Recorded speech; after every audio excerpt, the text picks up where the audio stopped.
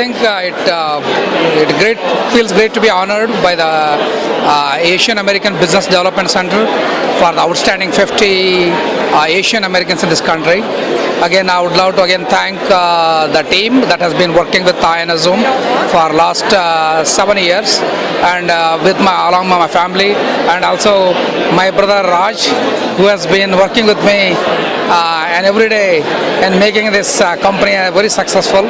And without their support, I don't think I would have been here.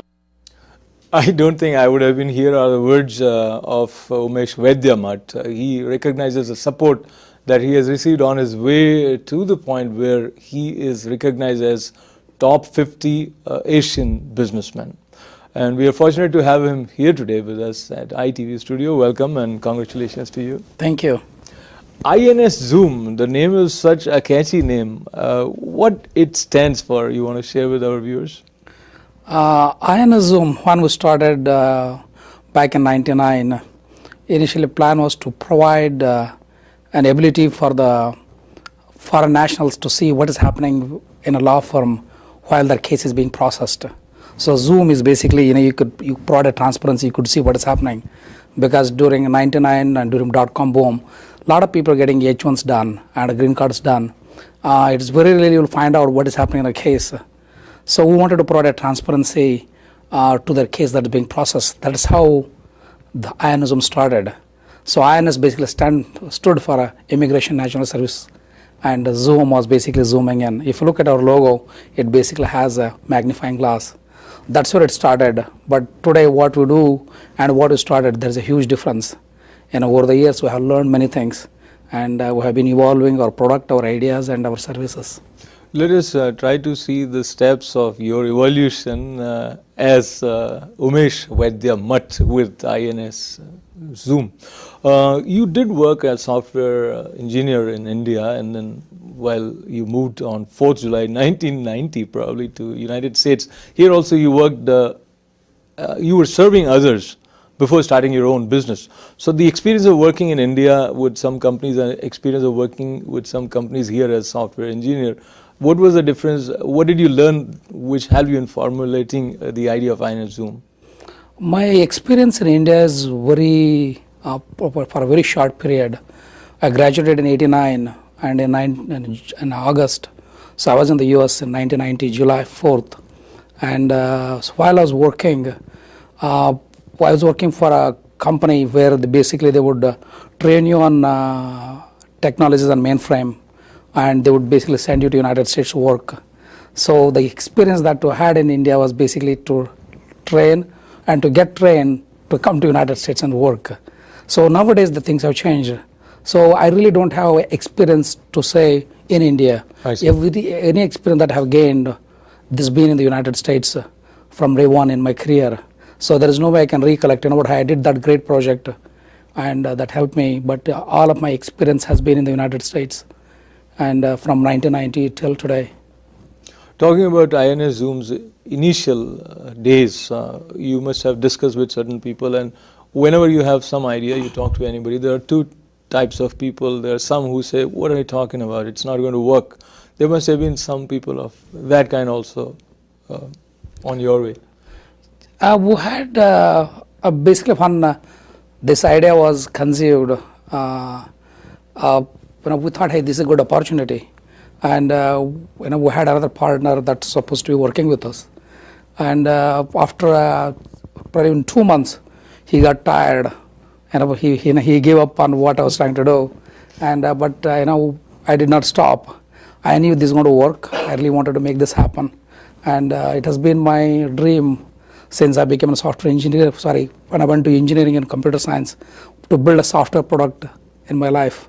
So this is basically where I thought, this is my opportunity. Let me go and try it. Also, so it was not easy in the initial couple of years. So while I was working, even my brother Raj also was working with me, and I would think in the first 2 years, is this something I should do? Even I forget about others saying anything. I would always question myself, because I was was in a good position with some of the multinational corporations in the United States, but I have believed that it's going to work. So we kept on pushing it. It wasn't easy, but we made it happen. I want some of my viewers to understand a little bit more about the product that he is talking about, INSZoom. And this is basically the kind of service which any immigration attorney would dream for, that if it was there, how helpful it was.